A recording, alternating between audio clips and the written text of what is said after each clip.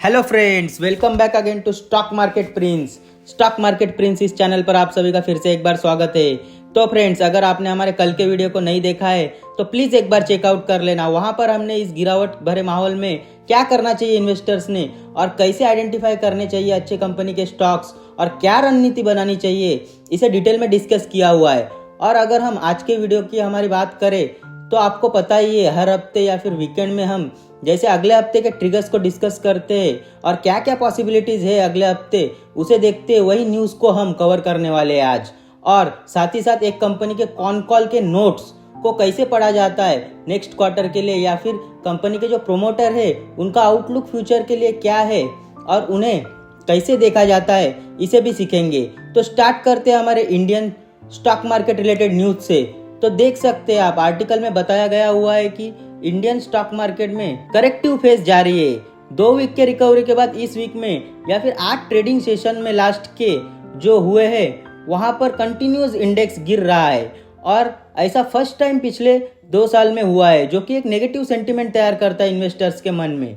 और इसीलिए cell on really की जो परिभाषा है उसी के साथ मार्केट फिलहाल परफॉर्म कर रहा है। अगर हम बात करें नेक्स्ट वीक की, यानी कि 3rd वीक ऑफ द फरवरी की, तो आप देख सकते हैं जो की फैक्टर्स है वो आर्टिकल में मेंशन किया हुआ है। सबसे पहले तो डोनाल्ड ट्रम्प के टैरिफ के जो अनाउंसमेंट के बाद डॉलर रुपए का जो इक्वेशन है वह देखना है। उसके बाद फॉरेन इनफ्लो और आउटफ्लो को देखना है। उसके बाद डोमेस्टिक और बाहर के जो ग्लोबल मैक्रो इकोनॉमिक डेटा है वह भी मार्केट को ऊपर या नीचे ले जा सकते हैं नेक्स्ट वीक। आगे के आर्टिकल की अगर हम बात करें तो सेंसेक्स और निफ्टी आप देख सकते हैं, दोनों ही इंडाइसेस अपने साइकोलॉजिकल सपोर्ट लेवल के नीचे फिलहाल कामकाज कर रहे हैं, जो कि एक नेगेटिव पार्ट है। और इसके पीछे का कारण आप देख सकते हैं फॉरेन इन्वेस्टर्स का आउटफ्लो और यूएस के जो टैरिफ लगाने की न्यूज आ रही है वह है।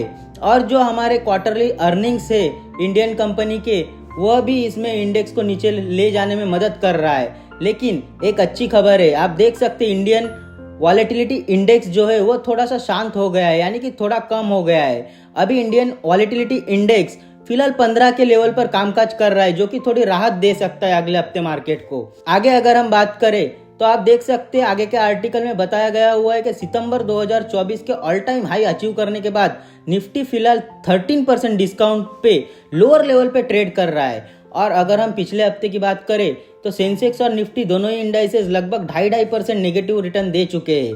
आगे अगर हम हमारे पॉपुलर इंडेक्स यानी कि small cap mid cap index की बात करें तो स्मॉल कैप इंडेक्स अपने ऑल टाइम हाई से लगभग 22% नीचे कामकाज कर रहा है और मिड कैप इंडेक्स भी लगभग 18 से 19% अपने ऑल टाइम हाई से नीचे कामकाज कर रहा है, जो कि एक संकेत दे रहा है इन इंडेक्स के बियर मार्केट में प्रवेश करने का। आगे अगर हम बात करें तो आप देख सकते हैं पिछले 8 दिन में इन्वेस्टर्स ने 25 लाख करोड़ रुपए इस क्रैश में बर्बाद हो गए। लेकिन इसका यह मतलब नहीं है कि उनका लॉस हो गया है या फिर उन्होंने लॉस बुक कर लिया है। इसका यह मतलब है कि अगर वह एक हफ्ते पहले बेचते अपनी पोजीशन तो उनको 25 लाख करोड़ एक्स्ट्रा रुपए मिलते, लेकिन अभी वह 25 लाख करोड़ रुपए उनके डीमैट में कम हो गया है अमाउंट। यानी कि आप समझ सकते 25 लाख करोड़ रुपए इसका मार्केट कैप जो है कंपनीज का वह साफ हो चुका है। और आगे देखिए, एक्सपर्ट का कहना है इंडियन इक्विटी मार्केट पहले भी ऐसे ही मुश्किल दौर से गुजर चुका है या फिर ऐसी सिचुएशन से बाहर आ चुका है। तो ऐसे चैलेंज पहले भी इंडियन इक्विटी मार्केट में आया है। उन्हें इंडियन इक्विटी मार्केट में उन सिचुएशंस को इंडियन इक्विटी मार्केट ने अच्छे से हैंडल किया हुआ है। लेकिन करंट सिचुएशन जो है उसके जो मेन फैक्टर्स है वो आपको बताया गया है। आप देख सकते हैं इसमें जो बताया गया है कि मार्जिन का प्रेशर है, अर्निंग जो है वो स्लो डाउन है, उसके बाद वैल्यूएशन भी काफ़ी महंगे हो गए और जो ट्रेड करते हैं इंपोर्ट एक्सपोर्ट उसमें भी काफ़ी अनिश्चितताएं बनी हुई है टैरिफ के डर से। मेनली यही कारण है अभी इंडियन इक्विटी मार्केट का फिलहाल शार्प करेक्शन जो देखा जा रहा है। और आगे अगर हम एक्सपेक्ट की माने तो आप देख सकते हैं इनका मानना है लास्ट स्टेज पर या फिर इंडियन इक्विटी मार्केट जो अभी है जिस लेवल पे वो लास्ट फेज ऑफ कंसोलिडेशन या करेक्शन का है। आगे एक्सपर्ट का ये भी मानना है कि जितना गिरना था इंडियन मार्केट उतना गिर चुका है और फिलहाल जो डाउन साइड है वो काफी लिमिटेड है और जो लॉन्ग टर्म का ग्रोथ है और जो फंडामेंटल्स भी है वो भी काफी सपोर्टिव है। तो ऐसे टाइम में जो लॉन्ग टर्म इन्वेस्टर्स है उन्हें पेशेंस बनाए रखना है और अपने इन्वेस्टमेंट को बढ़ाना है। आगे अगर हम बात करें तो आप देख सकते हैं जो ट्रम्प की टैरिफ लगने वाली है हर एक कंट्रीज पर, उसका जो इम्प्लीकेशन है वह अगले हफ्ते मालूम पड़ सकता है। और यहाँ एक्सपर्ट का यह भी कहना है कि इम्प्लीकेशंस या फिर जो दुष्परिणाम पड़ेंगे टैरिफ के, वो इंडिया को सबसे ज़्यादा नुकसान पहुंचाएंगे as compare to other market या फिर अदर एशियन मार्केट की बात करें तो। आगे ये भी बताया गया हुआ है कि इन टैरिफ को इम्पोज करने में कुछ समय का वक्त लग सकता है, तो इस दौरान मार्केट पॉजिटिवली रिएक्ट कर सकता है शॉर्ट टर्म में। और यूएस में जो इंटरेस्ट रेट का है उसका जो कट होने का न्यूज़ था वो भी फिलहाल डिले हो चुका है, तो इंटरेस्ट रेट का अमेरिका में ना कट होना यह भी इंडियन इक्विटी मार्केट के लिए एक नेगेटिव संकेत है। और फॉरेन इन्वेस्टर ने जो भी अपने शेयर्स थे वह अच्छे गेन के साथ अपने गेन को बुक कर लिया है।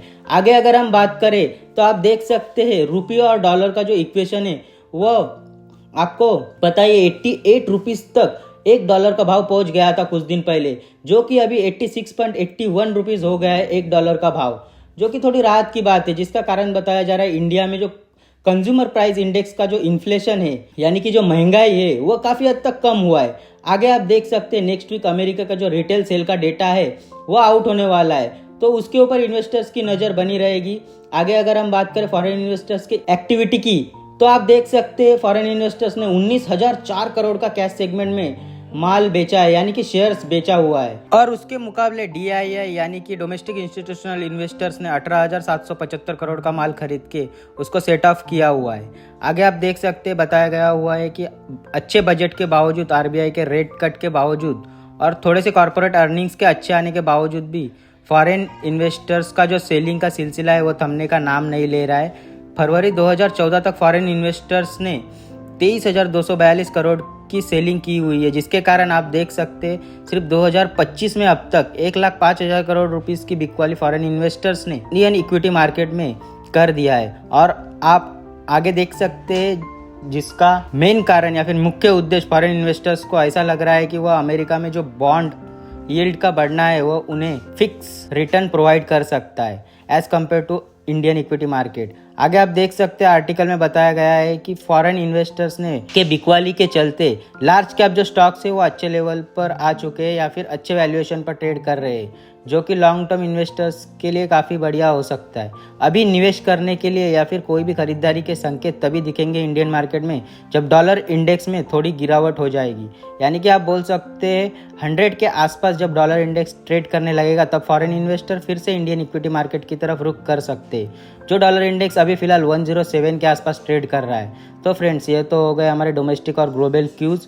अब हम हमारे वीडियो के नोट्स यानी कि कॉन कॉल नोट्स की बातें कर लेते हैं। तो इस कॉन कॉल नोट्स में हम मान्यवर यानी कि वेदांत फैशन इस कंपनी के जो फरवरी 2025 के कॉन कॉल में जो बातें बताई हुई है उन्हें देख लेते हैं। ऐसे गिरावट में आप सभी इन्वेस्टर्स को आपके पास जो भी कंपनी के स्टॉक है उनके बारे में जो फ्यूचर आउटलुक है उसे पढ़ना काफ़ी ज़रूरी है स्टॉक को होल्ड करने के लिए। तो चलिए स्टार्ट करते वेदांत फैशन से। तो आप देख सकते हैं कंपनी ने अपने परफॉर्मेंस का ओवरव्यू दिया हुआ है दिसंबर 2024 क्वार्टर के। आगे अगर हम मार्केट डायनामिक की बात करें तो प्रोमोटर का मानना है कि स्ट्रांग रिकवरी टियर 2 और टियर 3 सिटीज में है। और आगे बात करें तो आप देख सकते हैं क्वार्टर 1 फाइनेंशियल ईयर 2025 में कंपनी के नंबर थोड़े खराब आए थे, जिसका कारण था नॉन वेडिंग सीजन और चैलेंजेस काफ़ी थे।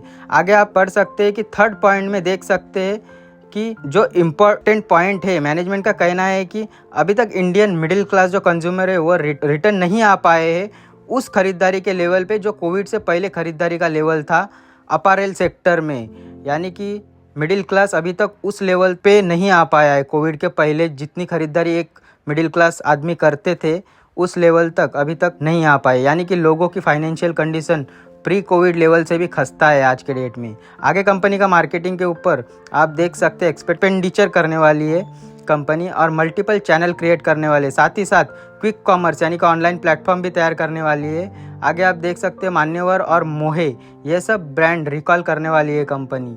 और आगे आप देख सकते हैं बताया गया है कि लॉन्ग टर्म ग्रोथ के ऊपर कंपनी का फोकस रहने वाला है और मोहे और त्वामेव जो स्टोर्स है कंपनी के पास वो काफ़ी बढ़िया परफॉर्म कर रहा है। आगे अगर हम चैलेंज की बात करें तो मैनेजमेंट का कहना है चैलेंज और कंपटीशन के बावजूद भी कंपनी के पास स्ट्रांग मोट है हाई ग्रोथ का। आगे आप देख सकते हैं अरुणाचल प्रदेश और तेलंगाना में वीक परफॉर्मेंस है कंपनी का फिलहाल, जिसको सुधारने के ऊपर कंपनी काम कर रही है। आगे अगर हम देखें फ्यूचर आउटलुक की तो फ्यूचर आउटलुक के लिए मैनेजमेंट का कहना है कि लॉन्ग टर्म ग्रोथ के लिए जो structural positioning, top tier inventory, back end infrastructure, इसको काफ़ी महत्व दे रही है कंपनी। साथ ही साथ वेडिंग सीजन और मार्केट रिकवरी यह काफ़ी अहम भूमिका निभा सकती है कंपनी के ग्रोथ के लिए, ऐसा मैनेजमेंट का कहना है। और आगे कंपनी का यह भी कहना है कि कंपनी बैलेंस बनाकर रखना चाहती है प्रीमियम सेगमेंट और वैल्यू सेगमेंट में। अगर हम निष्कर्ष की बात करें तो कंपनी के मैनेजमेंट का कहना है कि आगे के जो कंडीशंस या फिर ग्रोथ की वजह या फिर ग्रोथ होगी वो काफ़ी हद तक कंज्यूमर के बिहेवियर या फिर कंज्यूमर का जो डाटा है उसके ऊपर निर्भर होगी। तो यह तो हो गई मैनेजमेंट की कमेंट्री की बात। अगर हम इस कंपनी के प्रोमोटर होल्डिंग की बात करें तो आप देख सकते हैं लगभग 75% हिस्सा प्रोमोटर्स के पास है। फिर FII के पास 11% और DII के पास लगभग 10% का हिस्सा है। और फाइनली पब्लिक के पास सिर्फ 4% का हिस्सा है। तो फ्रेंड्स, आपके पास भी अगर ऐसे स्टॉक है या फिर कोई भी स्टॉक है तो आप भी इस तरह से उसकी पढ़ाई कर सकते हैं या फिर मैनेजमेंट के फ्यूचर आउटलुक और कमेंट्री को पढ़ सकते हैं, जो आपको लॉन्ग टर्म में स्टॉक को होल्ड करने में काफ़ी मदद करेगी। तो फ्रेंड्स, आज के इस वीडियो में इतना ही। मिलते हैं नेक्स्ट वीडियो में किसी न्यूज़ या न्यू कंटेंट के साथ। तब तक के लिए सी यू, बाय बाय।